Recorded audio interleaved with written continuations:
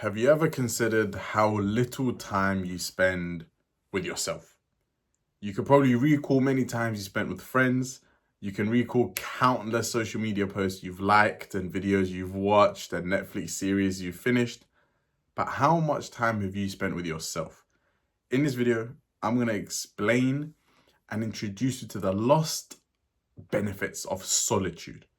So I'll tell you what solitude is, how to go about incorporating solitude into your life, and the benefits of it. Let's start with what is solitude. Well, firstly, I'll tell you what it isn't. It isn't the cliche, conventional definition we have of solitude, which is just spending time alone staring at a wall. When we hear the word solitude, a lot of us think that someone who practices solitude just stares at a wall with their own thoughts, not listening to anything, not doing anything, just staring boredly. That's not solitude. That's being a loner. Solitude, and we're going to use a definition provided by Cal Newport from Digital Minimalism, is the freedom from input of other minds. Solitude is the freedom of input from other minds.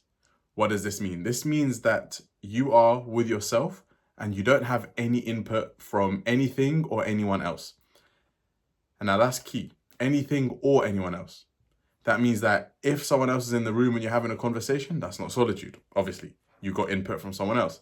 If you're listening to music or a podcast or reading a book or reading a journal article on your laptop, that's not solitude either. There's input from other minds. And so with that definition, let me give some examples, right? We can say that going for a nice walk in the countryside with your best friend, that's not solitude. But likewise now, on the opposite side of that, sitting in a busy coffee shop where there's loads of noise and chatter and the music from the coffee shop playing, but you're sitting there with coffee in one hand, croissant in the other hand, alone, no one's speaking to you, no music, not plugged in, not watching anything, not listening to anything, that would be solitude. So solitude is just the freedom from input of other people's minds. Now that we know what solitude is, let me read off some super simple ways you can incorporate solitude into your life, and then I'll tell you why you should even do that. So how does one incorporate solitude? Here's the good thing. You don't need to carve out any extra time to be alone and practice solitude. Instead, you can just do it within your regular day-to-day life. Examples being when driving. When driving, turn down the radio, don't listen to music, don't listen to a podcast, just drive in silence. And it's not really silence because you're going to be hearing the sounds of life. And this is actually a term that I came up with. We don't even know what the sounds of life are anymore. Like, what does life sound like? What does it sound like to just drive? What does it sound like to wash up the dishes without having your headphones on, listening to music? What does it sound like to take a shower without having your podcast playing on the speaker? What does it sound like to eat food without having the news in front of you or the YouTube video in front of you? Like, what does it sound like to live life without consuming? And I'll talk about that whole topic of, we do too many things while consuming in another video. But for today's video, as I'm saying, a simple way to incorporate more solitude would just be to drive without listening to anything, hop in a shower without listening to anything, take a shit without listening to anything, don't take your phone with you, eat food without watching a YouTube video, wash the dishes without watching a YouTube video, walk down to the corner shop for milk and eggs without having AirPods in, all these different really simple ways to just be more with yourself. And that brings me on to the first of 3 benefits of solitude. This is why one should practice solitude. As Cal Newport said, and this is a fantastic book, you must read this book. I absolutely love this book. As Cal Newport said, one of the first benefits of solitude is new ideas. Simply put, when you spend less time plugged in and more time with just yourself, you come up with new ideas. And it's a weird one to explain how this works. And I can't give a specific example to your life because I don't know what ideas you need, what you're struggling with, what you do on a day-to-day.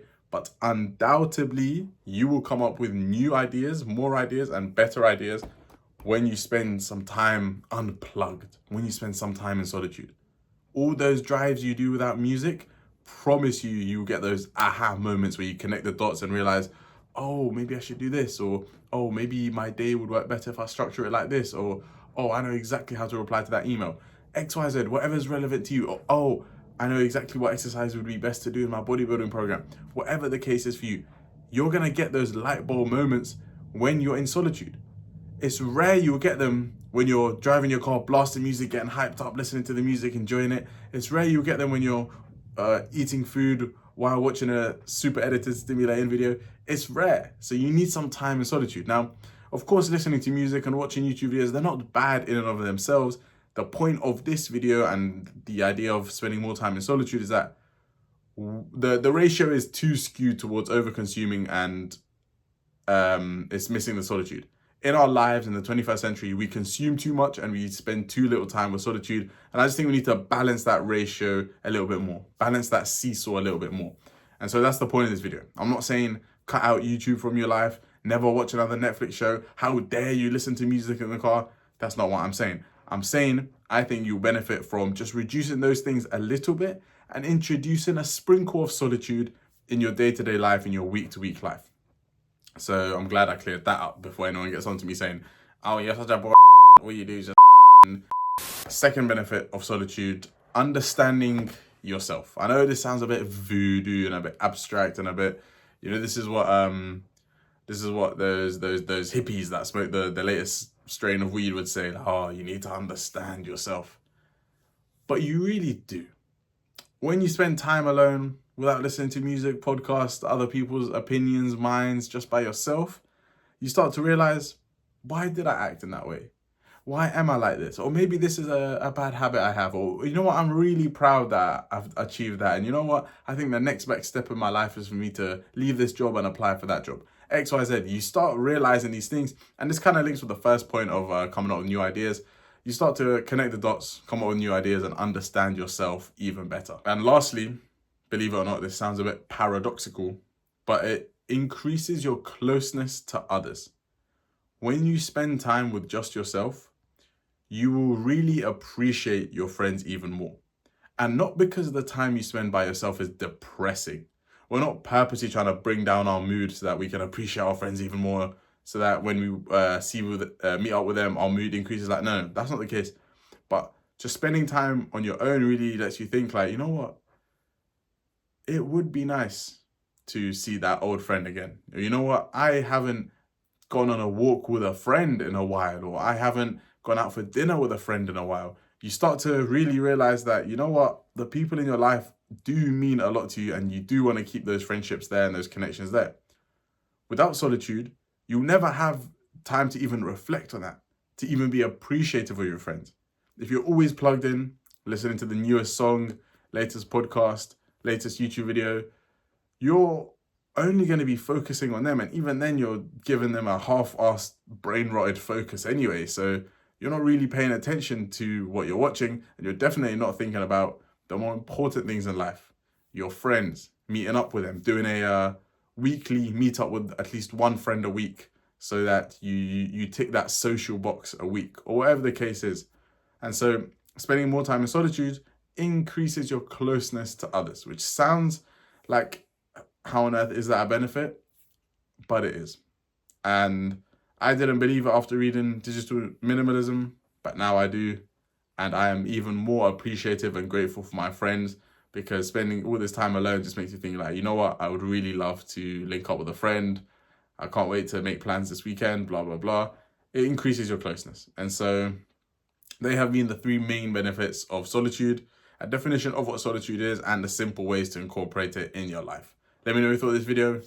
If I'm on your screen right now, then I've kept your interest somehow. Like, comment below, all that good stuff. Catch you in the next one.